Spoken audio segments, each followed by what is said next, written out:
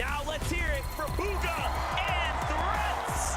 These guys aren't playing around and do not plan on leaving empty-handed tonight, but will the trophy go home with NA?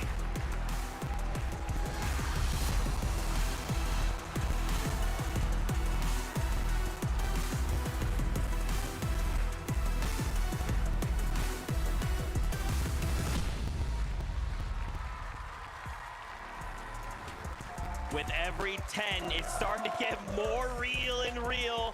The duel we wanted to highlight here was, of course, your World Cup champion, Booga! You know we had to talk about it. Vivid, imagine the World Cup title and then slap a global championship title on that. That would be crazy. What a career Booga has had, teaming up with Threats for this year, coming in major number 2, a 5th place, closing out major number 3 with a 2nd place. Not to mention Booga himself has 3 FNCS titles. I mean, what can't he do? One of the GOATs of this game, and I personally as a fan just want to see him lift a trophy on a major stage again. Yeah. It would be amazing. I'm hoping, man. Of course, we've got more duels to introduce. Let's get the next 10.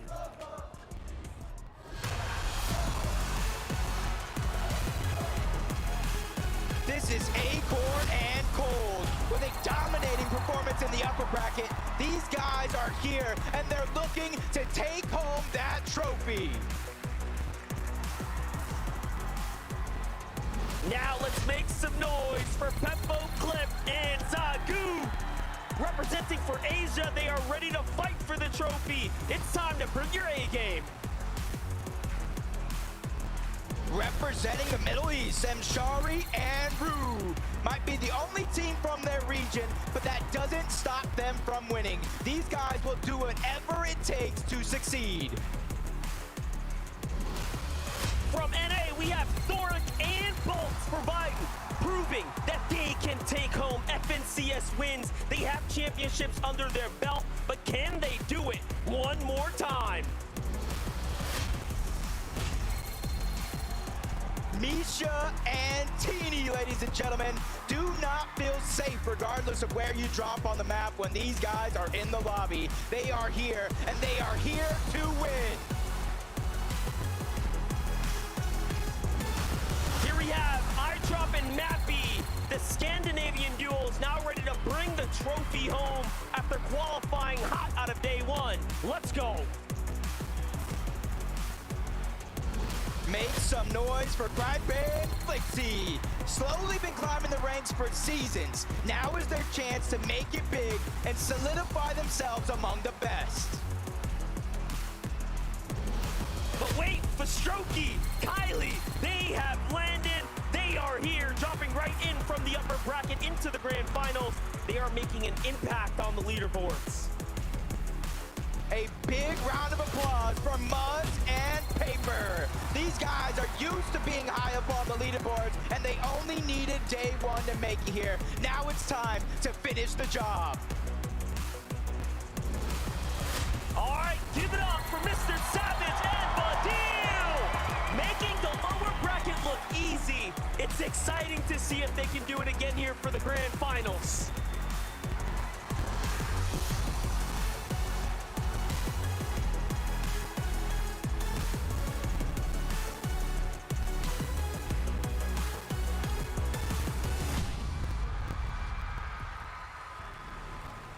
One step closer to game's beginning. Mr. Savage and Vadil, you know we gotta talk about these guys. They ended first place after yesterday's lower bracket. First place from the last chance major.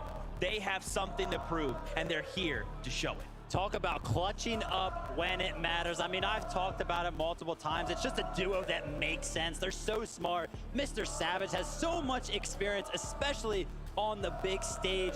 More than 10 in-person event appearances, and then Vadil teamed up with him. The mechanical prowess, it's all there. Savage has played on stages like this as much as anybody else in the world of Fortnite. He will know, but Vadil, he's been the one in crunch time this year that has really put the performances in to seal the deal. And even though there'll be pressure on him, Vadil will be ready. I'm ready. For more duos, let's get the next 10 in here.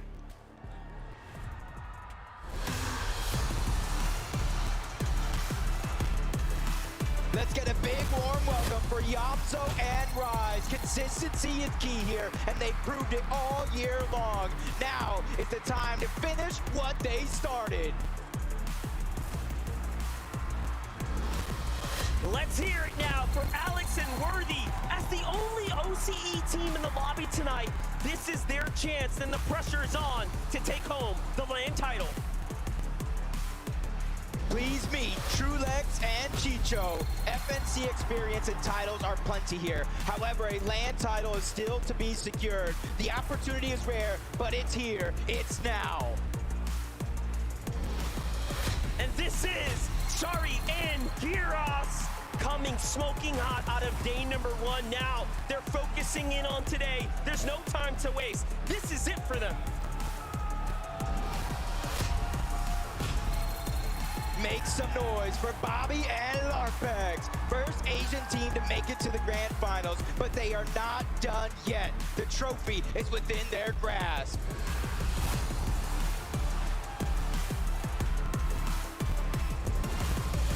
Pars in Baka, everyone. With a solid performance in the upper bracket, these guys have to be ready now more than ever to take it on in the grand finals. Here we have him, Ashedes and Striker. Brazil is not to be messed around with. These guys are here to prove they can challenge everyone on the international stage. Foil and Sphinx are not to be messed with, taking home a victory royale in the upper bracket. They are now here to show if they can do it again. Pressure is on. Give it up for Queasy and Benno! Today's menu says comeback. Second in the Invitational, second in the upper bracket, but now it is time for a first place finish. And here we have Kemi and Seti. These guys are used to lifting trophies this weekend. They are looking to add another one to the collection. Of all the duos here, we could say they have the most pressure.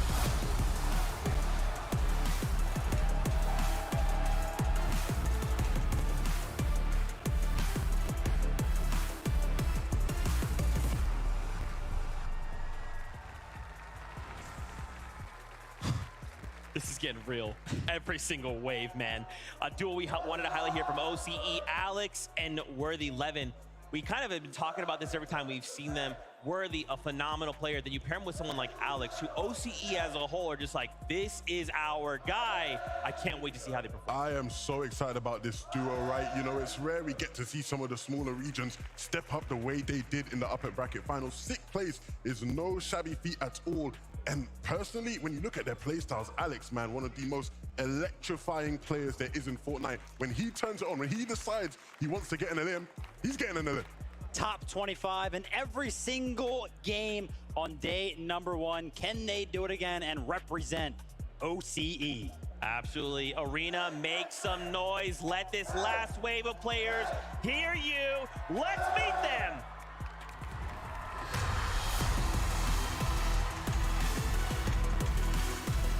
Double R, 3 and Rituals are in the house. NA is their home turf, but after upper bracket, Denmark certainly looks comfy for them as well. Can they keep up the pace? Don't blink, we have Hen and Bosque from last chance major to the lower bracket and then to the grand finals. Now they are here where they belong. All they have to do is seal it up. Age doesn't matter for Moneymaker and for Nyan. Young and talented are key words for these guys, and now they're here to give it their all. Vanyak and Carmi, ladies and gentlemen, fighting their way back out of the lower bracket. They are now here to prove themselves worthy as a grand finals team.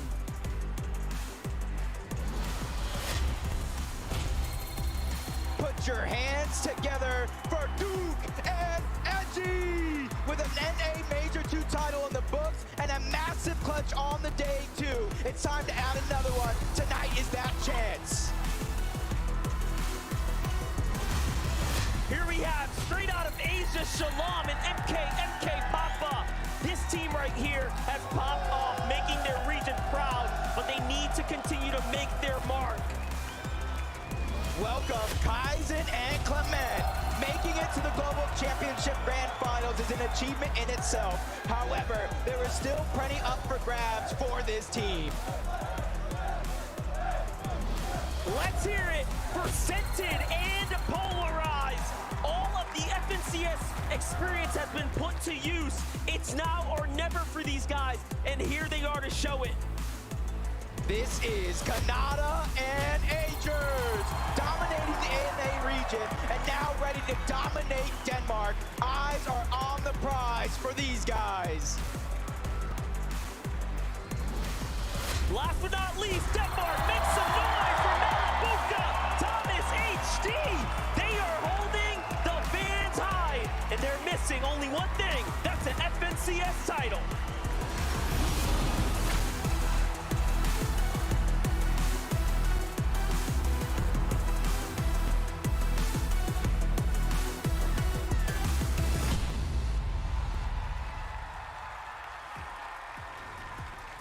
Copenhagen, that's what I'm talking about. Y'all are losing your minds. You guys are in the same place as we are. We want to see games. We are so close, but man, this feels so good. There's so much electricity in the air. You saw them start first. Reet and Ritual out of NA. We've seen them perform well. What can they do here? We've been talking a lot about how everybody has been placing in some of these games. Well, what about the eliminations? On day number 1, both of them, a part of this duo, finished in the top 10 for individual eliminations, 10 and 11 respectively, for a combined total of 21. They were popping off, right? And that's the kind of thing, especially when, you know, we want to see controller players represented. You know, he's a controller player. For the throwback on for that one every day. But look, I think when it comes to how they play in this server, they need to stick to what was working with them. Be aggressive as possible when you can. That's right, guys. I'm getting word we are so close. So let's kick it on up to Jacob PR and MDF to keep this moving. Thank you so much, Zeke. Let's keep this show on the road. I'm so excited here. It's game 1 in just a few moments. The expectations are through the roof. That's right, and you already know it's gonna be explosive. So as we start to gear up now, let us do it, because game 1 is ready.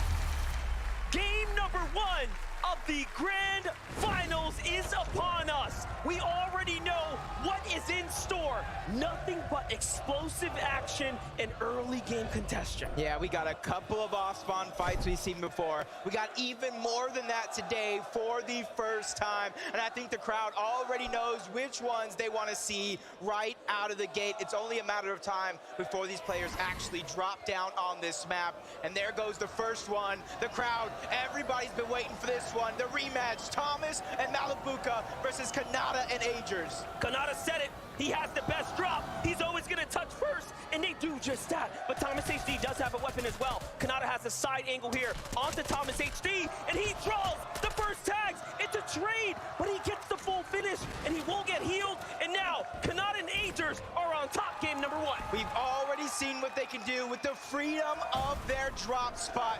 First place throughout the day, but they ended up in second. They're looking to mimic that type of play.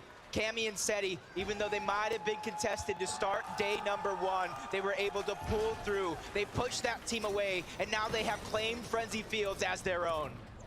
What an incredible set of eliminations over at the racetrack. But look, Seti and Cammy have to as well. Who would have thought they would have been contested here on the drop? So the Frenzy Fields is not safe at all. This is a little bit of that replay. That's Data Sustain and a monster shot already coming out from Seti. He finishes that one. On the other side of things, you got to imagine Cammy chased them down. A huge start for our European powerhouse. And vamos for Kitos and PH Zin also sitting at 2 eliminations here. That means the Shady being fully contested. They win their off-spawn fight. What a grand finals this is. Already multiple teams going head-to-head. It's Sphinx with the clutch up on Cammy and Carmi and Vanyak there. That is huge. Sphinx, he gets both of those eliminations. Even though Poyo did go down, he has a chance to bring him back, but in the minimap, you already see two hungry teams looking at that direction. That's third-party opportunities. One of them is going to be Reet. The other one is going to be Rituals. All over the map, these teams are going to hear these fights, Monster, and they're going to try to third-party as fast as they can. They know Surge, it's hard to come by in lobbies just like this. This is the fastest we have seen 14 players go down of any game we've watched over this entire weekend. Who would have thought this would be the most explosive time? Let's go take a look at some eliminations here. PH Jin took on Axe Force and Robot from down low. The angles were so good, and this is how they converted. Then a little game of hide and seek with Roban. Axe Force trying to do the same thing, but he's just getting spotted out from all angles. PHN looking like a Christmas tree ornament at the top, and he definitely uncovered his presence, and that's 8 points. This eye drop, but hold up, hold that thought. We have Podesai, we have Snazy already finding an elimination here. They're just gonna hold on to the down body, and we already know what they want to do. They want to keep this body up and healthy to try to farm as much Surge as possible. That's the way you play it. MA Podesai, MA Snazy have worked so hard to get here. We saw the difficult hurdle that they have to overcome just to get here.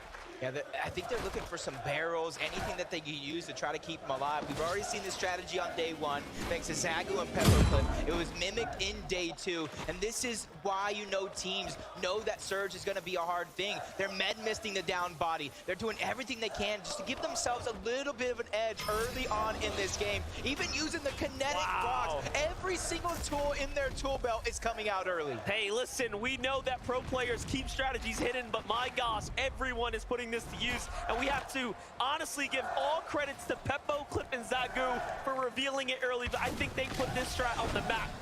Yeah. He's here. The French go very loud in the building. They like that strategy as well. And this is a fight I feel like we haven't talked too much about. Peterbot and Byla versus Bugha and Threads over towards Sanguine Sweets. In theory, it's so big, you can split this drop. There is a ton of loot, almost 100 chests, maybe a little bit fewer than that, but that allows for both these teams to play the way that they want. One of them has already captured that vault. It's got to be Peterbot and Byla. So Bugha and Threads, instead of contesting it, they're just trying to farm up. They're just trying to get their loadout set and ready so they can make their first rotation when the zone begins to pull. Let's not forget, Peterbot used to play with Bugha as well, you know, so there is some history there as they're going head-to-head, but Kaizen, Clement right now looking pretty solid here, just trying to get their rotation down, pack team right on their heels. Meanwhile, Teeny potentially up against Thoric out there in the feed. We get to jump on over to Sentin and Polarized versus the youngins here, Fanyajin. Moneymaker's by himself. What can he do here? Yeah, it was in game 5 where Moneymaker and F9 were able to qualify for this stage itself. Sentin and Polarized did it by brute forcing their way through with already one knock. It's a 2v1 situation. They're just trying to regain as much real estate as possible. All those pieces are theirs, and Moneymaker's doing what he can to bob and weave in and out of these covers, but his back is up against the wall. He's getting trapped little by little. The first elimination is going to be cleaned up, and they finally get the second. Moneymaker goes down. Polarized and Scented make a statement at their drop. Explosive, quick, easy, and trapped, put down. Well played for Sentin and Polarized there. They're going to be happy about that. Threats lingering everywhere, though. How is this still happening? There are more fights happening. It's Muzz and Paper. This time, onto the Brazilian duo. Muzz, a duo region champion from both OCE and NA, teaming up with Paper. Paper's probably a very, very aggressive player. He knows how to play smart as well. Just a full-on balanced play style. They switched up their drop spot from Breakwater Bay. They wanted to be uncontested, but quickly find themselves in yet another fight. But you see all these teams in the minimap. They're converging on their location because they want to try to get that free surge of what they think it is. No one wants to fall behind, but now we get to look at Teeny and Misha jumping inside. This is how Thoric was taken down there. Thoric and Bolts have a difficult task in front of them now that they have Misha and Teeny. And that's the first time we've actually seen them find early success. They were contested in those other brackets, as we saw throughout the weekend. Yeah, in upper bracket 1, they went ahead towards the north side of the map. They tried to go against Baka and Pars. They got pushed off. Then they went into their bag of tricks. They did exactly what they did to qualify up until this point, and those tricks will continue.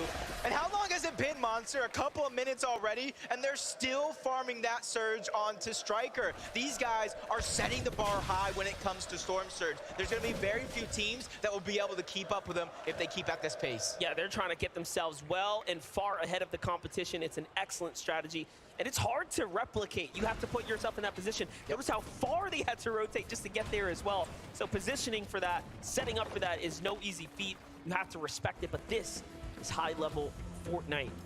Here we go, though. Burstash, Tayson. Big fight here. Chicho and Trulex on the other side of the Slappy Shores. Already gonna need a move here shortly, but Metal got to cap out first. Yeah, and this was another drop, or at least the south side of Slappy that was contested.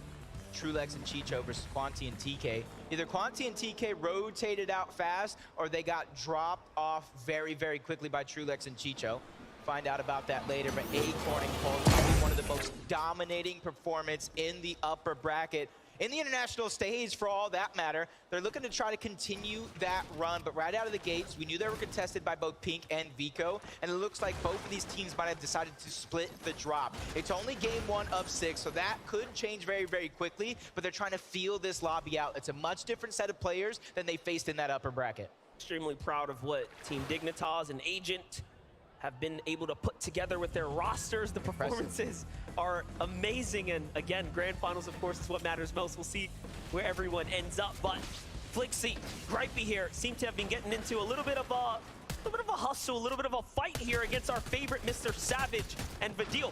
Vadil is one of the most dangerous when it comes down to toe-to-toe battles and defending in situations like this, but there's nothing you can do against two of the best. Flixie, Gripey, they closed it out. Yeah, and they've been battling it out almost all year long, from major qualifiers to major grand finals. Flixie and Gripey, you know what? I think they're a little underrated at this point. I think everybody who qualified for this lobby is dangerous. They need to be able to come out on top in a lot of these exchanges, and you cannot overrate any of your opponents at any stage of this game. There's two regions I wouldn't want to go toe-to-toe in an early box fight with.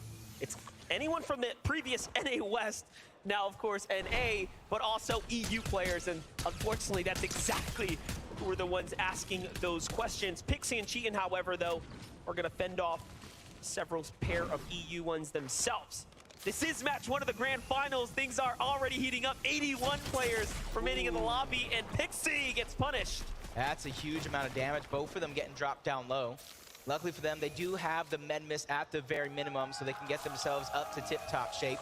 Mixon and Baja are the ones dealing a lot of that damage. They have the early game high ground, and they're willing to stay in Storm a little bit, even though they don't have any HP heals, because they realize how hard it is for Surge. You can find bandages, you can find berries, you can find a leftover med kit, but it's that Storm Surge that you're not going to be able to find for free. They're very behind on material, so we'll see if they can bounce back. Duke and Edgy, what a performance we saw. Arguably stealing away a moment of the weekend. The clutch from them, honestly solidifying their position, their placement here amongst the best. What are they going to be capable of here this weekend? Duke, that clutch was just absolutely insane, and how hyped, how supportive Edgy was as well. Just shows the chemistry between these two and why they are an NA FNCS champion, why they are playing in a lobby just like this. A lot of the players here know how to win in their region. It's the international stage that takes just a little bit more effort. Kaizen and Clement quickly trying to rotate. They're one of the teams. They just don't want to get stuck too far out in the zone. And I think if any of these 2 days have shown you anything, is you don't want to get stuck behind the rest of the lobby when they're trying to hold you out. It forces you to waste your heals. It forces you to waste all of your resources just to make it into the zone very, very early on. Super proud of Worthy and Alex, again, representing for OCE, the only team and duo from the OCE region to make it to the finals stage here, and they already have an elimination, something to be extremely proud of. They're on the move here. Gonna get dead center zone 3 right now. They've scored 30+ points in every match coming out of day 1, and day 1, by the way, was the most difficult of the 2 brackets. Yeah, and kind of shows how impressive it is, because Kanata and Agers did the same thing. They got second, and I believe Alex and Worthy were somewhere like 6, at least into the top 7. Renus and Yanis Reason and Yanis here over towards Breakwater Bay, and they've been traveling a lot. What they're trying to do here is they're trying to go to the slow side of the zone where the least amount of players will be sitting, trying to hold them out. The only worry that I'm going to have for them is where they're going to get their surge from. Have they got enough with those 2 eliminations already? Because as we know, those off-spawn battles, they don't give very much Storm Surge compared to what you're going to get through the mid and that late game. Yanis picking up the steady hands augment there as well, just waiting to really decide what direction he's going to take his augments in. You have to also now look to study those decisions moving forwards. But here we have AJS Moby, AJS Larpex, of course, joining up together here. The Rumble Ruins is their home at the moment. They're just looking around for surge tags, nothing yet. NA options in the distance. EU options here on the mountain with Vask. What's it going to be? Here comes the Rift Island. Ooh, this is going to get good. In day 1, we didn't see too many teams try to contest it. In day 2, it was like a house party on top of Rift Island. Everybody wanted to join, and it does look like Hen and Vasquez might be the first ones to try to contend it. They did get it in game 1 of the lower bracket, and that was a huge part of their success very, very early on. They were able to keep up the pace and eventually qualify for our grand finals here today, and they're looking to try to mimic that. And you see there's not very many other players that are going up towards Rift Island, so that might be a free 15 points and very, very valuable slurp juices. Exactly. For those of you in attendance here, for those of you looking back at this island is worth 15 points if you can secure the objective. It is going to draw in the lot of the players. If you can get 15 points, that is the equivalent of 3 or 4 eliminations worth of points there. So it really can set you very far ahead. This becomes a very interesting time to play the game now for Miro and Cooper, because they have decided they want to fight for it, and they are a very dangerous team when it comes down to them making a decision and sticking to it. They'll commit. Yep, does look like, though, Vasquez and Hen were able to capture it. They were there first. If there's 2 people going ahead and capturing it, it goes much faster than if it's just a solo. So Cooper and Miro, they're ready for that extra prize, the alternative, the height, the elevation. That way they can get Surge. But Peppo, Clip, and Zaku in another fight against Rue and Mshari over on the other side, just battling for those pieces. Mshari just sitting high up on that mountain. He's not really worried about his teammate. He trusts him to play safe, and that's a massive amount of trust in a lobby just like this. I can't believe it. I can't believe he didn't go down there to try to support. He says, hey, man, you have this. Defense comes out of Rue, plays very well, and now they're above this surge as Mshari is finding tags here in the process, too. Meanwhile, Zagu Peppo, 475 damage above the surge. They are in an excellent position right now. They shouldn't have to move any much further. Yep, in the feed, though, I did see Kanata go down. I saw Mishi go down. Ooh, here. Yeah. And that's the battle that they were having. You see Agers is solo against Teeny over on the other side. Steno and Lushi might possibly be looking to take advantage of this opportunity, but that's Acorn and Cole down their sights. They know 23 above the damage threshold.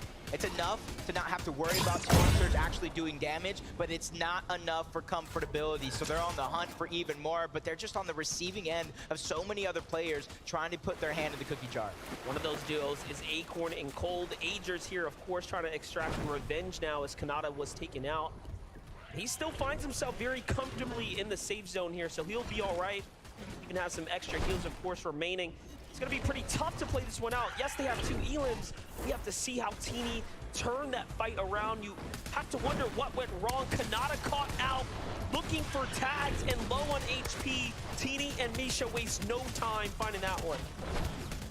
Immediately, and they are well above the damage threshold as well, giving themselves a good and early start. But Queasy and Veno, they know how to play almost every facet of the game, early, mid, and late. They made some quick rotations over towards Kenjutsu Crossing, and they're probably one of the most deep teams that land on that side of the map. They're over towards Shattered Slabs now, 193 above the damage threshold, and you can see that they're not necessarily going over towards Rift Island because they know in these next couple of zones, it's going to pull away from Rift Island. So they don't want to get too close, then have to rotate far if it does pull max. You know what? We haven't seen a zone like this. Hard west, full west, right? Really giving teams on this side an opportunity to have the advantage and start off strong. Momentum is everything, and sometimes all it takes is securing that first game. Teeny goes for the save in the zone here, so Misha will potentially be picked up.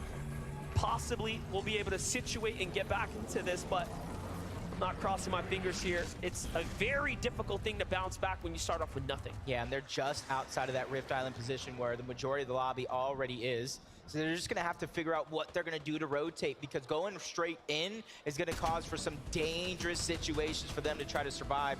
So they need to be looking for some heals, so that way they can go the long way around, find some safety, and just simply get into the zone. But Pink and Vico here, you can see the split. We talked about a contested drop, but they actually choose to go their separate ways. They're 225 above the damage threshold, and they're looking safe for now. They're trying to figure out what their rotation is going to be. It is a pretty far rotation, but not too far from some of the other players here in this lobby. The first knock is going to get cleaned up. Steno's there by himself. You can see they're not getting greedy. They're not just trying to bulldoze for it and try to grab that loot. They're just saying, hey, let's just grab the surge. That is going to be enough, but they get aggressed on momentarily. That was bold to try to make magic happen, but he goes out like a light. That's crazy. He tried to time that, and it just backfired completely as another team also started to look inwards, and they pick up a set of eliminations there. What a huge point swing for Pink and Vico there. Meanwhile, in the feed, Peterbot down, Booga down, Trulex. So many exchanges here to catch up on, and the landscape is changing right before our eyes. Even Pink in the feed getting Steno as well. Him and Lucy look like they probably went down. That was 3 straight eliminations on that side of the map. Yeah. Threats being a solo, though. I'm not really worried about Threats being a solo because he clutched up big for their qualification spot. He got a 2nd place. They had 9 eliminations as a duo. But now he has to do it with a surge just hovering over his shoulders. A lot of players on the move right now. If you look at that right map, all of those arrows flying are teams trying to navigate their way to the new zone. You do have to be very cautious. Take a look, though. Rise tries to go in with a hero's play here, finds Cold, but Acorn is there to back him up. But Rise slips out of there without getting taken down, so he finds Cold and gets right on out. I feel like that was perfect timing with Acorn trying to plan an escape. And they just bulldozed their way right in. You could see why. Barely being 118 above the damage threshold. At that stage of the game, they were probably below. So they needed to go ahead and pad that stat. Now they have Cammy and Seti in their lines of sights. They don't have to move far. They got the half and half zone. So for them, it's just a sit and wait scenario that allows them to be consistent. But there's so many superstars around him. I already mentioned Cammy and Seti. Queasy and Vino are to their right. So this is a dangerous area of the map to be in. But I think it's a little bit more safer than all those players just to the north outside of zone. Yeah, looking pretty dicey right now for sure. But if you're a Yam Zone Rise, you're pretty happy that there's not that much going on around you. They can kind of determine who they're going to battle next. Alex and Worthy also comfortably positioned at the safe zone here. Let's jump on over to Seti and Cammy. 2 eliminations so far from the start. Nothing else since then, but we haven't saw problems this time around with the surge, so they are in a very, very sweet spot here right now. Also, just nestled so nicely here. And look, they can look down on players trying to come out the low ground. Yeah, so many big names are already out of this lobby, and we haven't even been given placement points just yet, so there's still so much work to do. We can't get behind that curve. As Cammy and Seti feeling like they're comfortable in their position for now, waiting for all those players to try to rotate in. But MK, Papa, and Shalom looking like they might get a sneak attack onto Podesai and Snazy. They just need to be patient here. They go for the 3-2-1 onto the cover. No shots actually go through to Podesai. That gives them information of where they're located at. So they're going to about face and go a little bit of a different direction now. Looks like Rapid lost his teammate, Batman Booga, as he's not nearby to the hands of him, Shari, not too long ago. Here's Papa. Here's Shalom, though. Still looking around, playing the bush. Very nicely done. Everyone else is nestled pretty far off, so we get to jump in with Vino and Queasy, see how they are doing. A little update, a single elimination, so not really turning online too far yet as far as the overall heal situation. I'd say they're middling in the pack. Material count-wise, is it enough for them to play for high ground? I think yes, and they're probably thinking we should go for it. Yeah, they're probably just gathering all the information around the map for now. Figure out what's the best position, who's already on height, how do we chop them down and make it our own. We've seen that happen to start our tournament on Friday. They grabbed high ground, they looked down and never looked back as they took the game. They actually qualified off that game, 93 points when 91 was the threshold. They kept playing out because it's all about bragging rights, proving that they are the best, just like Iamzo and Rise. And they quickly move to the front side of the zone, so that way when it does begin to move, they secure their spot and they look back and try to hold anybody out and get eliminations. Well, they're here early, and now they can start to determine what they're going to do. Everyone's on the move here once again. Rocket Rams coming into full effect. Meanwhile, on high ground, Cammy, Seti trying to be the first to set up. The base is wide, the base is strong, and they get the first dibs already. There are other teams cranking up, though. They don't want to just give them all this elevation for free. And the fact that they're committing with Meadow does mean they will have a problem. Meanwhile, Acorn does fall, so Acorn and Cold now taken out of this game. Chicho left by himself to play this one out as a solo as well. Those were his last remaining builds. He's trying to do it by himself. He's trying to play patiently, waiting for anybody to run past him, not knowing that he's there. Try to hit a little bit of a peekaboo. And that's going to be a massive refresh because not only is it hoping it gets the Siphon mats, it gets the Siphon itself to get his heals up. And that's going to be big. Duke by himself, though, on the other side, which honestly, I don't have too much of a worry. We saw a 1v2 clutch from Duke yesterday. We know anything is possible here this weekend. And now placement points are finally beginning to set in. It is very few for now, but there's still more to come if you can survive. That was an excellent time to update the standings, updating in real time right now. So from here on out, as teams fall, placement points will be rewarded. It is really about surviving this gauntlet of action to come right now. The Surge is equally active. Worthy's going to find the solo M. Shari. Big pickup for him. And Flixie and Gripey leading here with 5 eliminations now. Front side of the zone, team gets right in front of him. He tries to see for the box up, but no, it's more important to stay safe right now. Look at the rotates here. You love to see it. Excellently done. Flixie and Gripey are really playing well right now. Yeah, sacrificing some HP. That way they can go to the front side. The high ground battle's going to begin. Cammy and Seti, Vino and Queasy with the bounce pad. The fadeaway shot unsuccessful from Queasy and Vino. So the kings of the FNCS Invitational are still on the high ground for now. As Cammy's looking to come crashing down. He's built a little bit of a tower, so he doesn't go too far. So all the battles being forced lower and lower, down in the mud. Duke trying to fight with his back up against the wall by himself. Multiple duos beginning to surround and hound him. Top 17, though. All these points as a solo are massive for their run here in this competition. This is a battle for ego, undoubtedly. Duke looking to see what he can set up. Turns around, breaks everyone off. Fight. Down goes Cammy. And down comes Cammy. And then he's looking to target him. Duke is the destruction here in the lobby by himself with the knock. What a beautifully timed landing spot there, but Cooper hot on his heels here next door. They know he's here. Miro comes in, they're trying to hunt him out, but he's off to the races, finds Pixie, big tag. You know Duke wants to finish this one. Can he get it? In he goes. It's only gonna take a single tag. He's under the ramp, goes for it, he gets it there. Nicely done. Takes out Cammy, takes out the next one as well. The list of eliminations keeps on climbing before he finally falls. Into the top 10 we go with Flixie also a solo in this game. There's 4 total solos still left alive, no builds. He's trying to make a play, but from the outside of the zone, he goes down. It's Mappy, it's eye drop on high ground. Take a look, Ree is still alive. Seti is still alive. Playing the backside of zone, excellently done here, but the high ground comes down a little early. He has a true chance. Seti brings him down, and now he is the one on top. Can he clutch this out by himself against all odds? We thought it was over, but Reek has other words for everyone in the lobby. He goes down into that top 4 we go. The only solo left alive, well, you saw him moments ago. It is going to be Seti. Cooper and Miro almost won a game yesterday. It was stolen away by both Bryce and Chubbs. Now they're going for some toe tags on Apoyo and Speaks. NA counterparts going at it. Eye drop on the other side, but he gets taken down by the NA duo. Huge shot by Miro, trying to go back to back, but they fall down the mountain. That's going to allow for Apoyo to survive momentarily, but Cooper hot on the chase. He sacrifices himself to go for the elimination. Seti out of nowhere. Final 2 teams. Miro's trying to stay alive, but there's one duo still left alive, but it's actually a knock. Miro versus Sphinx. NA versus NA to take game number 1. Incredible that NA will secure this here, but Talk about the turn of events here. Miro taking down Seti, putting his name in the conversation. People forget what Miro is capable of, but now it's a 1v1. Old blood versus the new. Basically, Miro showing, hey, I'm the big dog of the region. Sphinx says, I want to prove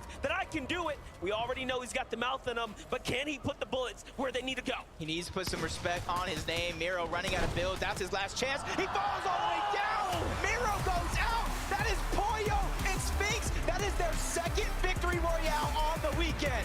What an excellent job there. We already saw them take a win in the upper bracket. They even bring them this far into the stage, and now they are proving that they can do it on the biggest stage against the best. That's going to be it from us, though, because I want to hear what they have to say about being the only team with 2 wins on the weekend. Boys, you proved you can get a victory royale on LAN in the upper bracket, and now you proved you can get a victory royale in the grand final. Talk to me about those last moments in game. Did you manage to talk less? I would say so, a little bit less. I think my comms were more clear. I mean, you were having to come for yourself in that 1v1. How did you manage knowing someone was above you on the high ground? You know, I just have the best awareness at this LAN right now. So, like, obviously I know there's a man above me, you know. I'm just like that. But what are you thinking, though? Because he can jump on you at any time. I'm thinking I think like 25 builds about, and I'm, you know, I'm best fighter, best piecer. So I was like, all right, I'm gonna just go up 200 pump. That's what I did. And you waited, and then he fell down, and he did the job for you. Pollo, what was it like starting out today with this man? I was dead. I didn't really do much that game, so he actually went crazy there. And you let him just talk his way through it. You didn't give him any advice or guidance. Nah, I just told him his maths, and he did the rest. Now, going forward, you've got to try and maintain this consistency. You've managed to get your way through an aggressive lobby, but can you see yourself managing to top the competition again? Yeah, we just need to live off spawn. I think we can do good at literally every game. All right, well, good luck in those off-spawn battles, boys. Congratulations. Everyone give it up for Sphinx and Pollo!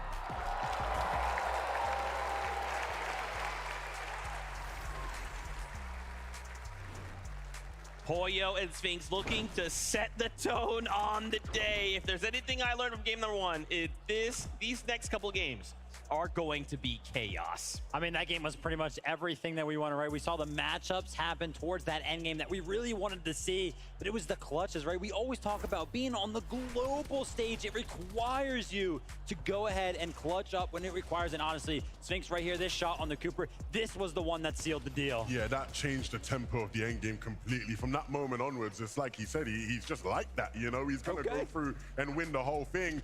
And I mean, it wasn't an easy finish, right? They were going back and forth a bit. It was only the materials that was able to let Miro down, and Sphinx was just had a bit more left in the tank. Even though, as you can see, he had none. He just was playing around with the stairs, and it wins him the game as well. Of course, again, a team that has already shown they can win on this stage, and they do it once again. Just being able to stay calm, cool, and collect in that situation. Many duos would look at their material count, what they have in the tank, and just go, this is it. It'd start Hail Marrying. I don't know anymore. But Sphinx just said, no. I've been in grands before. I've been in these types of situations. Take a step back. We know they're up top. Let's break those builds. Let's bring them down. And unfortunately, Cooper and Miro did fall, but still a second place for them. I mean, starting the day with 84 points, that's pretty good. That's not bad at all. But look, Pollo and Sphinx up above 89. I know their parents out here to support them as well. When I actually flew into Copenhagen for this event, I was in the airport with Pollo's dad, and he was like, good luck to everyone, but my son's gonna win. I want my son to win, a supportive parent, as you always love to see. And right now, I'm sure he will be beaming from ear to ear to see his son sitting in first place. Absolutely incredible game number 1. But listen, we got to talk about some of those higher profile duos. Of course, Cammy and Seti coming in 3rd place. The all-spawn wasn't what we expected. I mean, it wasn't, right? But they did so well, right? We tuned into them, we see them with 2 limbs, and I think everybody sort of knew what that meant. We weren't expecting Daedus and Stain to contest them. They had said they were going to land somewhere else a bit, right? But clearly a misdirect to try and fake them out. But Cammy and Seti were prepared. And in that endgame, Seti survived as a solo for so long. Which is very uncharacteristic for this duo. Actually, usually most of their points, a high percentage of them actually come from when they are a duo alive, right? Usually they're points go up whenever there's a solo clutch opportunity, but Seti's showing up. Yeah, you don't associate either of them, as great of players they are, you don't associate either of them with mega solo clutches, right? You look at some of the other elite EU names, a lot of them, you think of them and you think solo clutches. Thomas Malabuka, right? You know, Venno, even Queasy, you know, these guys you expect to solo clutch. Cammy and Seti showing us right now, yeah, if one of them's a solo in these games, they will step up. And I think for them, like obviously Seti's a little disappointed there. He wanted to take it farther. But ending as a solo in this situation, on this stage, and ending 3rd place, my bad, Seti. I mean, I know you're king of consistency and stuff, so if you just do that a couple more times, I mean, we are in for the running. Queasy and Venno as well performing. I thought it was interesting. Like, I love seeing how all of these players in the lobby kind of act. We saw there in the mid game, Seti, Cammy on the high ground, Queasy, Venno on the front side of zone. So all these duels are just looking for those windows, right? Yeah, for sure. And in this end game, with all these duos here, I do want to give a big shout out to Dukes, man, because that brother was going ballistic, right? He wanted to put an end to everybody's game that he could as a solo as well, right? So a bunch of really sick solo clashes. Ooh, that's painful. I didn't realize that's how Queasy went down there. A 4 damage getting everybody so far in game 1. Yeah, 100%. Listen, that was pretty much the head-to-head battle that we wanted to see on the higher ground. Honestly, though, Cammy and Seti picked up more points for that. But Zeke, I was really impressed with Cooper and Mira. I feel like some of those IGL late-game calls were really good. Yeah, super crispy stuff. And I mean, when you think about their performance just this weekend alone, I mean, this is starting to look real good, right? I still think there is quite a bit of first game jitters, right? Even coming from upper and lower bracket. The stakes were maybe a little bit different. Right now, you're saying, okay, we have 6 games to show up. The stadium is packed. Every single elimination that happens on that feed, the crowd is going crazy. That seems to be playing a bit of a factor right now. And so I feel like the players that can kind of hold on will kind of make it farther. Yeah, I mean, listen, it's all about, you know, soaking it all in. You really got to use the crowd to your advantage, right? Kind of play off of that. But then in those key moments, you really got to be good at blocking them out as well. I mean, one person that got to hit the crowd more than anybody else throughout that game would have been Thomas HD and Malabuka, right? You know, they went down Osborne. That was the first fight we saw, right? Up against Canada and Aegis, they went down not the way you want to start the competition, right? You want to get into the swing of things, especially with all the cheers Thomas and them were getting coming into things. Again, when you go back into that Osborne fight the next time round, how do you now come into it mentally? You don't want to have to sit there and watch the whole game all over again. Yeah, I wanted to highlight very quickly just a couple of these strategies where we've been talking about these secret pocket strats. Portisai, Snazy coming out with the, let's go ahead and take the kinetic rock all the way across the map. Let's take this body. Let's get Surge. Absolutely crazy. I do want to talk more about this, but I'm getting word. We are ready to get back into the action. We have game number 2 upon us. So casters, on over to you. Games, games, games. That's all we want this weekend is more games. And that first one, Monster, that was so exciting to really start off the day. It was perfect. EU versus NA, and the big names really showing up. We saw the rivalry for high ground, so already the early story starting to begin. But most importantly, 14 elims off the early game. Let's see it here for game number 2.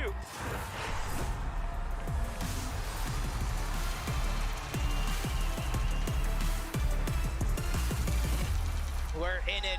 We're here to win it all. A huge early game that was won by both Pollo and Sphinx, and they carried it all the way to the end. I said they were the first team to get 2 this weekend. Will they be the first team to go back-to-back and get their 3rd victory royale on the weekend?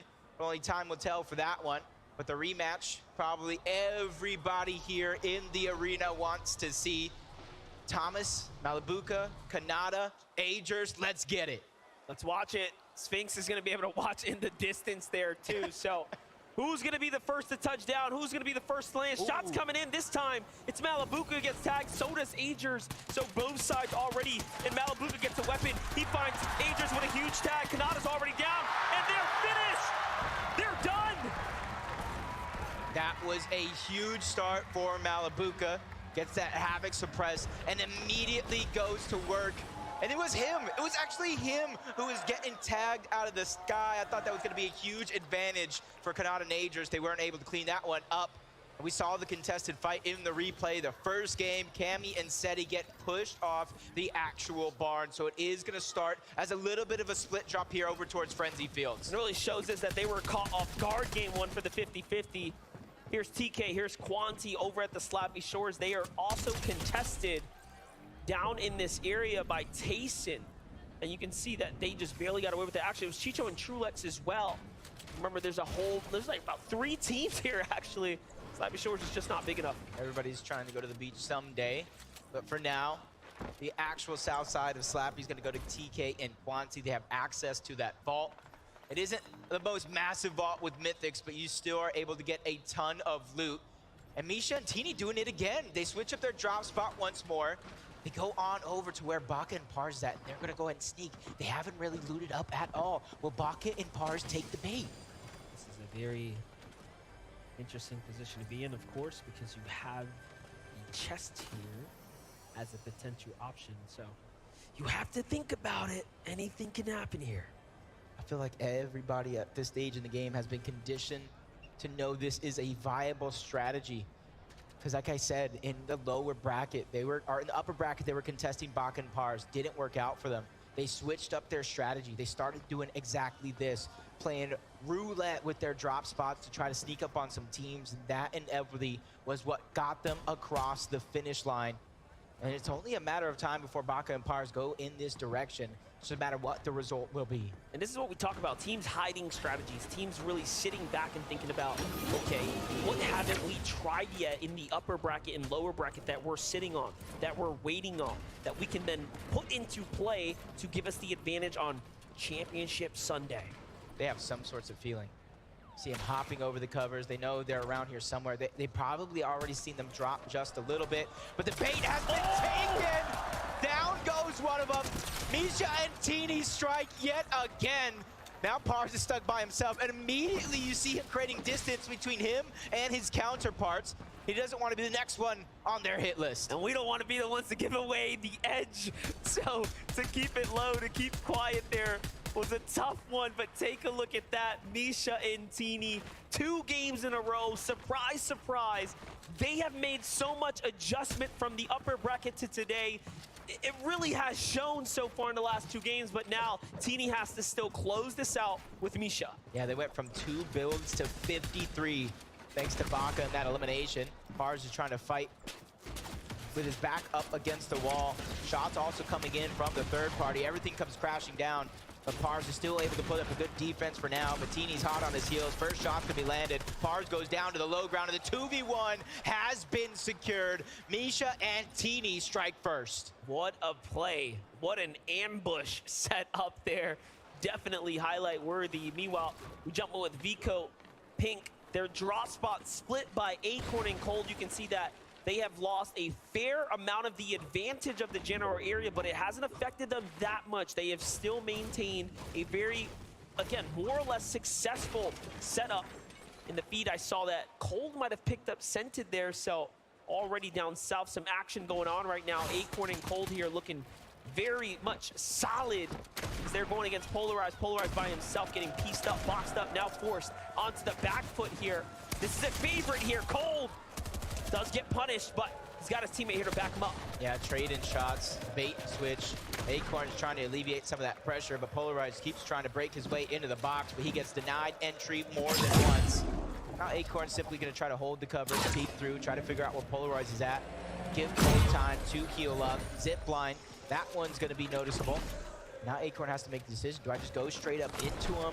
Do I continue to play my game out? I saw third-party shots coming in. He hits it. He goes right back up. Zipline once more. Polarized goes down, but it's not the team you thought. Cooper steals that one away. Man, that's the worst feeling right there. You put in all that work, all that damage, and 4 points slip away. Meanwhile, Poda, Sai, and Snazy, the M8 boys, are back at it again. Oh no, but they couldn't save Striker this time, so lost damage, but the strategy was still there. The idea still potent. They've been performing so well this weekend. 90% has to be them, 10% has to be the crowd on their side, fueling them. Anytime they feel like their gas tank is empty, you see a loud cheer from the crowd. And that's a little bit of a refresh in its own mind. But with 1 eliminations, they get their surge plan started over towards Shattered Slabs. There's at least one team towards the north side. But we got a surprise, we got a treat. We got a little bit of a listen-in of an off-spawn battle. Wait, where are they? Hey, take guns on left, take guns on left. Yeah, I got these guns. 6 wide, 9 wide, other one. 6 wide. Good job, mate. Good job. Big set of eliminations right there. You can hear the comms clear and concise. But for a second there, they didn't know where they actually were. Yeah. That's how tough a 50-50 can actually be. Slight, bus route deviation all of a sudden, you're coming in from different angles. Yeah, that's one thing is you can have the best drop, but when everyone's going for the same weapon. Malibuca's the one who won out, which forced Kanata and Aegis elsewhere, but our game 1 victors, Pollo and Sphinx, who probably got a front row seat for that battle. You saw them flying through the sky when that contestation was happening. They looted up, and I gotta say their loot is looking pretty impressive. 8 slap splashes, 3 big pots, and that's just on Pollo alone. They got a free rotation to where they want to go. You can see some shots coming in, a little bit of a warning shot at that. Cammy and Seti contested over towards Frenzy. They won it in game 1. They choose to split it in this next game. And they're going all the way over towards the western side as somebody gets beamed from afar. That's just helping their surge plan all together. But they're just trying to rotate to where they think it's going to go, to where the least amount of teams will try to huddle up. Meanwhile, Noxie in a fight right now. Chris severely damaged in this battle here, but does manage to find stable ground here. This is going to be a tough one to close out if they allow Asa to bounce back. It does seem like he's got a chance to do so. Even though he is by himself, we've seen so many teams and players make magic happen. Noxie and Chris, they see him kind of run away.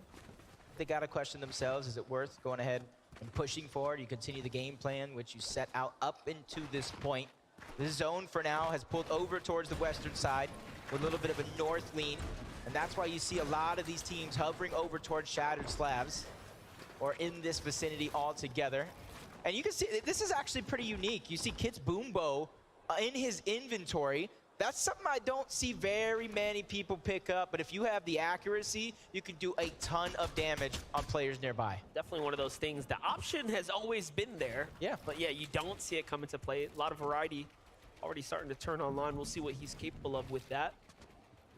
Yamzo and Rise, pretty strong game 1. Had some late game appearances there. Another western pull here. This time we're going a little bit more north, up towards the Eclipse State. We'll see how this influences the majority of the lobby, but north teams are pretty happy right now. And this is why you saw early in the game, Cammy and Seti rotating in that direction. They had a feeling it was going to go on that side as Yamzo and Rise just sitting on top of their normal spots with the castle and the gas station, trying to pad up on Surge. And there's going to be a lot of opportunities from teams trying to rotate from the eastern portion of the map as the zone continues to pull on over towards the west. Cooper, they got that early game Surge, but it isn't going to be much because they did take away that elimination from Acorn and Cold, who did the brunt of that damage. So for now, it's just about farming up. Miro's the one that's in charge of trying to get those tags on top of that building. So impressive. As we jump in with Vanyak and Karmi here. Lucy and Seno listening nearby, holding those edits, trying to see if there's a chance to pounce in crash pads. But all in all, this is a pretty tough spot to be in. It's gonna be difficult to turn this, situation around. It seems like there's been a drawn-out battle, and Lucy and Seno have been on the losing side. See that already 7 teams down and out. It's not as active as it was in that last game up until this point, but it's definitely very, very close. You see the augments all out, Fast Fisher, Glider redeployed, Keymaster, if they're able to come around to it, and then that first shotgun. It's going to be huge for a lot of these teams that are able to use that Fast Fisher, because we're going over to some of the water spots on our way over, which instantly fishes. Whether you get a flopper to kind of stagger yourself in the zone, or a slurp fish, or any of the shield fishes to go ahead. You see Booga has one as well. That's instant shields. It's 10 less than a big pot, but it's faster than a big pot altogether. Definitely important to have those quick heals. Threats on the move right now. They're not happy with being on the outskirts of the zone here. They want to get a little bit more center before other teams start moving in and decide to do so. In the meanwhile, though, they also have to bounce back with some material here. There's a metal reservoir down low, but it's Pollo and Sphinx potentially holding that one out. Meanwhile, Mr. Savage looking to find his footing here. Last game was a tough one. He gets the siphon for Vidil and keeps him in the game. That's Trulex. And now Chicho is hurt. In he goes. Still on the hunt. Nicely done. And Savage and Vidil clap back for the first time today. They have some wind in their sails. And this is big because we already seen at least one of the teams in our top 5 go down. That's iDrop and Mappy. And as long as a couple more of those teams at the top of the leaderboard go down, that opens the game up wide open for any of these teams to overtake that spot, since it is very, very early on.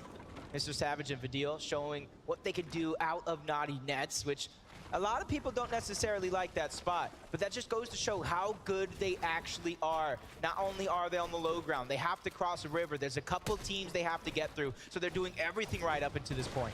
Already we've seen our first team inside the top 10 fall, which was Janice and Reason there. Oof. Getting caught on this rotate here, seeming like the west pole wasn't good enough for him. You saw Booga's HP there as we were flying by, very hurt as they were coming just past Pollo and Sphinx, but Rift Island spawns in beneath Stain and Datus, a team that absolutely needs to make a comeback. What a better way than to find points other than to take the Rift Island for yourself. Will they go for it?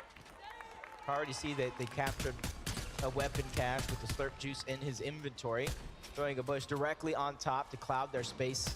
That way they can fire freely. Not very many players able to kind of tag him back. And you can see the teamwork. Stain's there to try to break the build. They're timing it right, so that way a sniper shot can try to sneak his way through. This is going to be big as Batman, Booga, and Rapid are actually going to be the first team on top of Rift Island. And we saw last game, the team that was on top, they were able to capture it because they were the first ones there with nobody really contesting the actual flag. Let's see if that'll change around this time, now that's more than halfway full. Rapid and Batman Booga are well on their way to securing it here. I think it will be theirs. Pink and Vigo probably have considered it, but when you're just late to the punch, why jump in? Why take that risk? And it does seem like already now 2 for 2 on teams that snatch it up first. But again, the Rift Island is going to be 15-point swing in any direction if you can grab it. Like you said once before, that's almost 4 eliminations without actually having to put yourself in a risky situation. And what these other teams are doing, even though they're not trying to contest it, one, probably going for scraps as soon as Batman, Booga, and Rapid leave that location. But most importantly, with that added elevation, they're looking for Storm Surge. They can see the entirety of the lobby, and those teams that have to rotate from the south, from the east, that is who they're looking at most of all to try to get the Storm Surge that they need. You can see they have 224. And they're even looking at some of the other teams that are on top of Rift Island as well. This should very much put Rapid and Batman Booga in the conversation, though. Yeah. Rapid, although by himself, he did make some placement last game. Here we jump in with Edgy and Duke so far. 600 above this surge. They're going to be well and fine here. They're positioned very nicely already at the Eclipse Estate, which is near dead center. Do they have the storm line? Do they know where the storm's going? Because this is some prime positioning right here. Yeah, we got these forecast towers all around the map. It allows you to read where the zone is going, but Duke had 46 solo impact points in match 1. He was just gobbling up those placement points, and you saw him in those type spots getting eliminations as well, especially when he needed it most for both the Siphon and the Mats. Malibuka and Thomas well above the damage threshold. Even though they're falling, they have more than enough surge to where they don't have to worry about it. For them, they're just trying to see where these teams are positioned at to try to make their own rotation in. The zone continues to pull towards the north side of the map, over towards Eclipse Estates. So if it stays there, this one could get dicey because there's some unbreakable walls, there's a surrounding water, there's even the moon there that we saw Cammy and Seti use early on in this tournament. Clownski grows on the move right now. Already setting up for a nice position here, looking out for fights, looking out to see if they can find tags. This is going to be a team that, if they don't get active, will surely have something to worry about, but they find more stashed there. Great tags here for Strong, Rolls, and Clownski, and already now they have a chance to go ahead and alleviate some room near them, get back into this game. But no, girls, you saw yourself for a moment. The punishment comes in. It's Pixie off to the right there, who has made it further this game than the last. Meanwhile, Yamzo and Rise potentially taking a fight, but no, they are out. Bugha has not been able to secure the health that he lost from getting this far. Oof. Wow. Down goes Bugha. Shows exactly what you're talking about. Without that heals, he's not able to get the AP. He makes him an easy target through the sky. Now he's a focus that they know the knock's there. This is 4 points that the team is going after. And then if they're daring enough to move over, that's loot as well. And you can see Bugha handing over some of his resources while he's down, just trying to pad Threads' material count, making sure that he's able to save him. But look who's knocking on that front door. Trick or treat. In comes Acorn and Cold, and no tricks up their sleeves. All treats as they get those eliminations. Yeah, they knew they had the knock. They had to finish it right there. They were in the perfect position, and with the zone going south, hey, we got to go this way anyways. It was well timed and executed on their part, and it puts them at 2 eliminations now, very comfortably in the game, and the full refresh to really set yourself up for success. It doesn't get much better than that. Meanwhile, Snazy, Podesai on the move right now. The M8 boys playing deep outside the storm circle here. There had to be something worthwhile, but it looks like it was just a late rotate. A fight in the zone, gone bad. Yeah, probably that early game strategy. If they're not able to get that surge off of those players that they do get the knocks, that puts them behind on not only timing, but on materials and resource gathering as well. The time is running out. Podesai needs to be able to get in, but he goes down. Snazy found a little crevice that he can hold on to, and even though he is full of shields, he only has 15 HP. If the lobby begins to target him in this direction, where some of them are going to begin to rotate into, that's going to be a very dangerous situation for him to be in. What's crazy is Mshari had no shield, so talk about a opportunity revealed to him, and he finds shield just off the elimination. Look, he also did not have any heals. It's just a perfect star aligning moment for Mshari and Rue here. One of, again, the few representing for the ME, so making them proud so far. Still got the top of the leaderboard still alive. Pollo Sphinx, Miro Cooper. Rue and Mshari trying to join him on top, 106 and counting, above the damage threshold. But on the other side of things, Vasquez by himself, 140 below. Daring enough to go for that Rift Island very, very early on in game 1. That's helped their position on the leaderboard. And being able to survive here a bit longer will be huge. We saw Duke in his solo points in game 1. Vasquez looking to mimic that here in game 2. But he really does need at least 7 players to go down before he gets a single placement point. Yeah, and this is definitely going to make him uncomfortable here, as he is really dependent on the heals here. And he's got a long rotate to make. No one's moved just yet. It's just tough all around. Meanwhile, he gets punished by Tayson and Murstache here. So if it wasn't already pretty difficult, now he's surely on the back foot here. He's going to have to use everything he's got. Meanwhile, players around him looking in his direction, they can tell that some damage is happening here. They can hear the sounds. They're wondering, where is this player? Can we find elimination?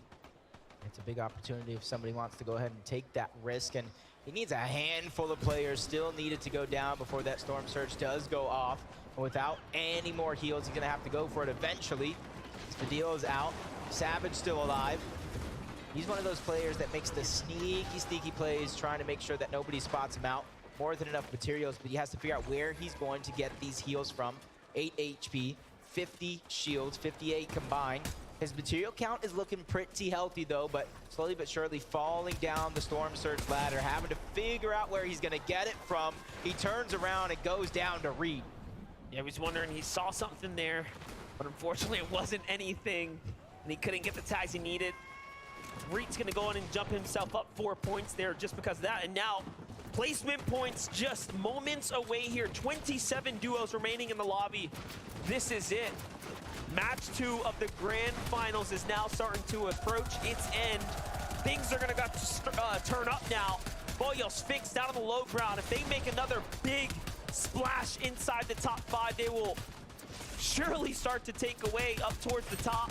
gripey flicks here, not trying to make it easy though. They find Sphinx, a great knock there, and Boyle is now by himself. Tag's coming too.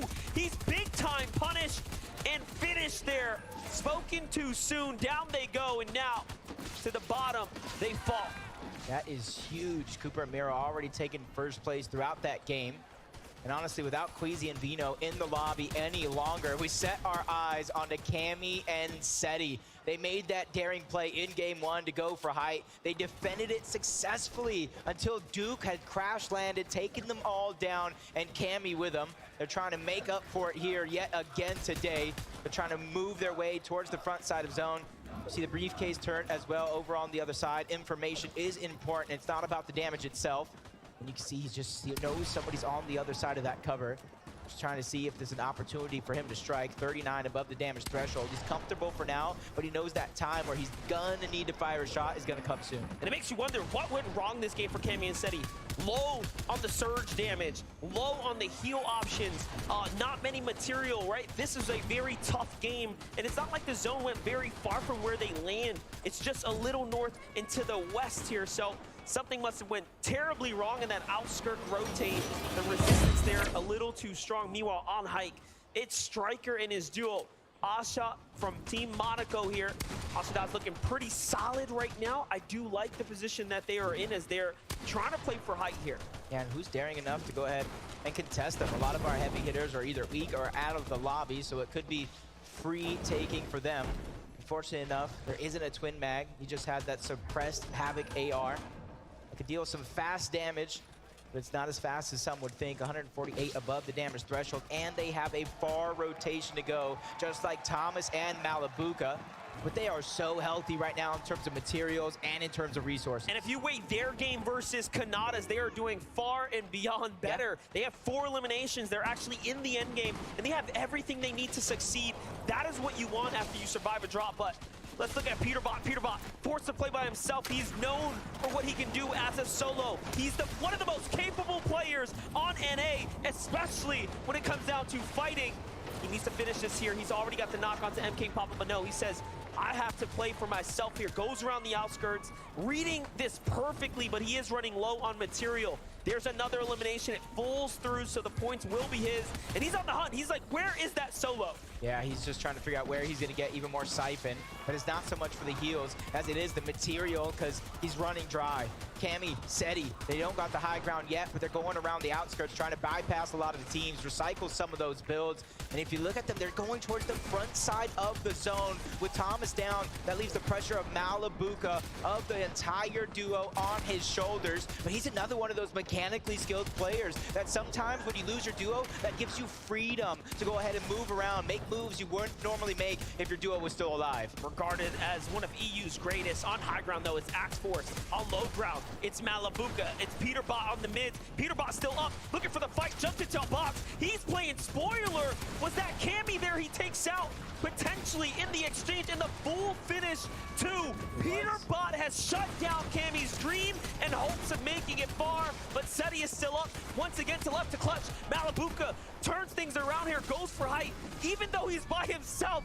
What is happening right now? We saw Axe Force by himself on height. Malabuka's taking a page out of that playbook, but he instantly drops down low into the mud, trying to go ahead and survive as a solo, and he gets to the front side of zone yet again. Now this is his chance to look back, but a whole different page. Also a solo, but less heals, less material to work with. Peterbot is continuously on the hunt and finds a monster of a shot onto Acorn. Even though he's not going to get the spoils of all that he's done, at least there's another heavy hitter out. But Cold wasn't happy with that. He tries to hunt him down. Peterbot is on a slither of HP, barely anything. The siphon finally comes through, and now he's in a well-fighting position. Meanwhile, Malabuka still doing it. This is the game of solos right now, and there is just a single duo in here, potentially. It is Cooper and of course Miro there on the front, but Malabuka's got work cut out for him. 3 solos left in the game. One of them is going to be Malabuka, continuously dropping down low. He's letting all those players above him fight it out for him to try to survive, but Cooper and Miro are ready to end that run. They get into the box, and they send Malabuka back down to the lobby. Cheating and Pixie have the high ground. It's a 2v2v2 now.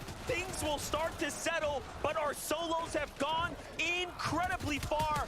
Miro, Cooper, try to do it again here, looking to make the redemption redemption run. They got a hurt team in front of them. Off to the side they go. These are points that need to be earned. Cooper is earning his strike, but Miro is here to back him up. He holds it down. The Siphon comes in now. This is it. This is a 2v1 situation. Pixie and Cheatin, they're trying to go ahead and go against him. That's Chari there as well. An all-solo endgame. Cheatin trying to join Polo and Sphinx as a team with multiple wins this weekend. Back-to-back shots. He's already been able to get one. Miro out for redemption in that last game, but he has no materials. Zone is taking him out until the final shot is in. There it goes. Pixie and Cheatin take the game. And they do it in spectacular fashion from the high ground. Securing the dub, securing the win. What an excellent performance. An excellent performance indeed. Let's see how they're feeling. Frankie, take it away. We're seeing duos come back to prove that their victory royales were not a fluke in the past couple of days, and they're doing it again against the toughest competition. How does it feel to get yet another win? It's feeling really great, bro. We are full stacked again like yesterday, and we just played it out again. Do you think that these duos are letting you have it too easy? Yeah, of course. It's interesting because you guys were not a duo at the start of the year. You were with different partners. You had to find each other. Why do you think the two of you have come together and managed to dominate this LAN so far? We're both really smart, good fighters. That's all we need. Do you not need brains as well? We have enough brains. You've got enough brains, but really you're all about the firepower. Listen, I want to give you the opportunity to talk to your fans right now. I know that you've got quite a few in the audience as well. Have you got anything you'd like to say to them? Thanks for everyone supporting me. And would you like to say that in Polish? I don't know. No? Okay. Would you like to say anything? Thanks for my family who is watching right now and everyone who supports us. Well, thank you, guys. Congratulations. Let's see if you can keep it up as we head back to the desk.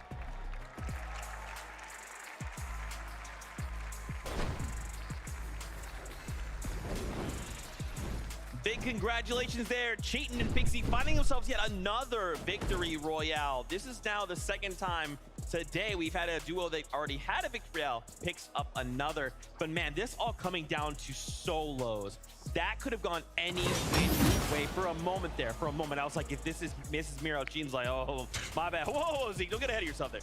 The games have been absolutely insane. I mean, obviously coming down to the 1-1, but throughout the end game, it felt like there were so many solos alive clutching up the points. Yeah, these end games are manic so far. It's like it goes every which way, and then eventually one name or two names just start popping out of the place, and you start going, wait, can they win the game again? In this one, my eyes were sealed to Miro and Cooper. I really thought, okay, last game they couldn't quite do it. They're gonna get their redemption now. 1v1 for Miro again. He couldn't quite do it, but you know, I'm sure there'll be more chances for him to redeem himself. Pixie and Cheatin, a team that, if you aren't familiar, right, these are very hardworking players. Like Frankie said, they didn't start the year playing with each other, but once they did get together, things have just been clicking for them. You love to see it. And of course, if you're just tuning in, you've never seen Fortnite, or maybe you just don't know, Victory Royale, of course, even coming down to second place, if you don't get the Victory Royale, it's not that bad, right? A Victory Royale is worth 65 points. Coming second, third, still a massive amount of points as well. But again, congratulations, Pixie and Cheatin. There's so much that would happen in just that game. It's like every time we tune in with another duo, they're either in shambles situations or they're pushing a team, they're busting out these crazy strategies, and has not disappointed so far.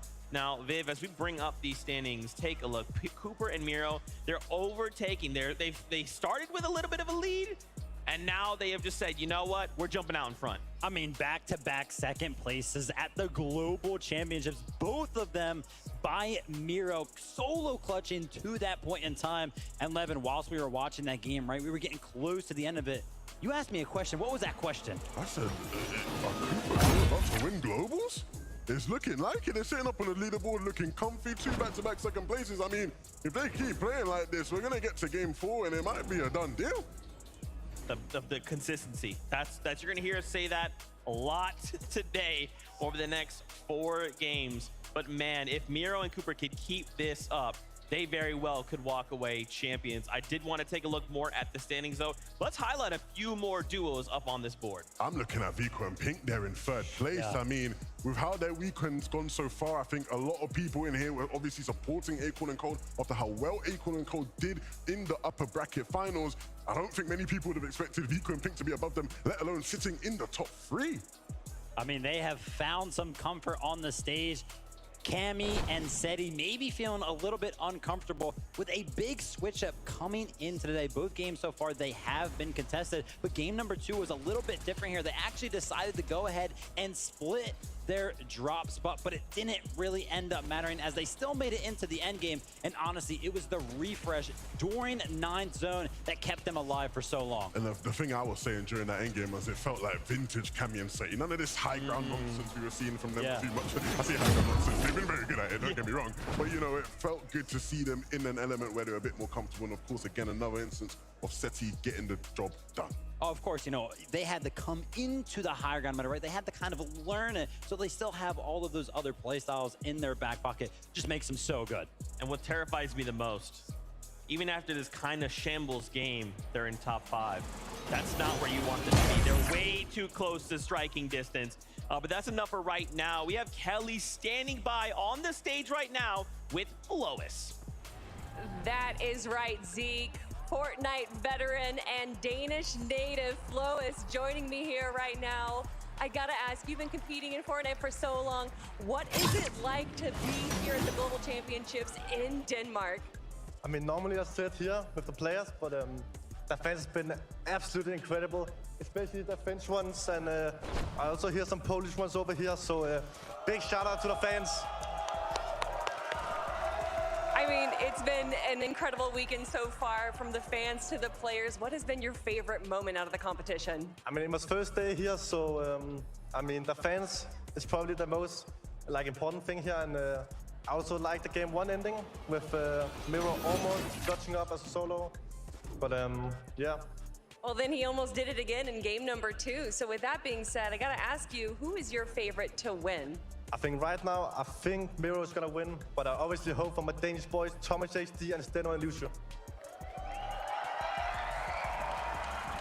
Flois, this just means so much to me to be able to talk with you. I've been watching you play for so long. And what is it like to watch just all 50 duos here competing on this stage? I mean, it's absolutely insane. Like everyone from the other regions, I normally only play in EU, so to see people like Asia region, Middle East, and also shout out to the one OC duo, Alex and Worthy. Thank you so much, Flois, and I can't wait to watch the rest of the games with you, but we're gonna be heading back to the desk for now. Thank you so much, Kelly. Fortnite fans, if y'all are up in here, please go say what's up to Flois. He's absolutely amazing, super wholesome. But, as much as I want to talk more about what happened in game number 2, getting word game number 3 is ready. We're getting closer and closer to the halfway mark, so don't miss out. DJ producer, 2 friends will be here for the halftime show right after this next game. So let's get on into this next one. Casters? You know what they say, time flies when you're having fun. We're already into game 3 in just a few short moments, and it's been an impressive performance so far by both Cooper and Miro. I must say, man, if Miro does it again, these